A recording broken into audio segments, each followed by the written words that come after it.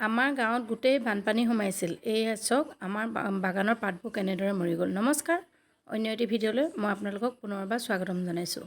আজি চাহপাতৰ গছবোৰ কি অৱস্থাত পৰিণত হ'ল আপোনালোকে চাওকচোন। এইবিলাক বানপানীত গোটেই গছবিলাক পানীৰ তলত আছিল। এইবিলাক চাওক, বানপানী দুদিন থাকিলে। এয়া গোটেই গছৰ ওপৰেদি পানী বাগৰিলে আৰু বানপানী যোৱাৰ পিছত পলসেৰে গছবিলাক এনেদৰে ধ্বংস কৰিলে। এইবিলাক চাহপাতৰ কলিবিলাক চাওক কিদৰে মৰি গ'ল। এইবিলাক আগটোতে মৰি মৰি গৈছে। এয়া প্ৰত্যেক বছৰে আমাৰ কৃষি প্ৰধান হৈছে আমাৰ চাহ খেতি।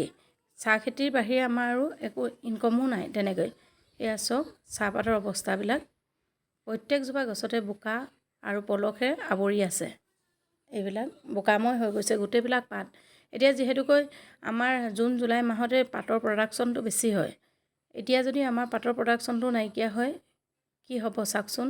এইবিলাক বাগানবিলাক গোটেইবিলাক ধ্বংস হৈ গৈছে। এইবিলাক একেবাৰে অৱস্থা নাইকিয়া হৈ গ'ল। পাতৰ কলিটোতো ওলাবলৈ নোৱাৰিবই চাগে এতিয়া। গোটেই পাতবিলাকে ধ্বংস হৈ গৈছে। এই পাতৰ কলিবিলাক শুকাই মৰহি গৈছে। এয়া চব খৰখৰীয়া হৈ গৈছে। এইবিলাক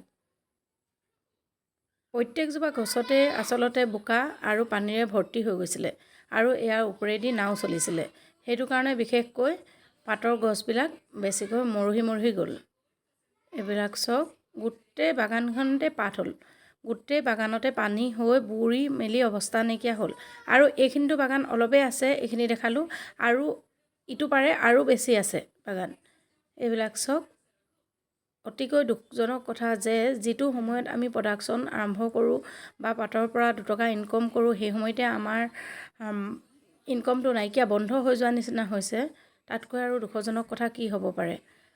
এয়া চাওক, যদি পাৰে আপোনালোকৰ চৰকাৰলৈ এৰিছোঁ, যদি পাৰে কিবা এটা চাহপাতবিলাক যে ক্ষতি হৈছে তাৰ বাবে আমাক অকণমান সাহাৰ্য প্ৰদান কৰিলে আমি উপকৃত হ'ম বুলি আশা ৰাখিলোঁ। ধন্যবাদ।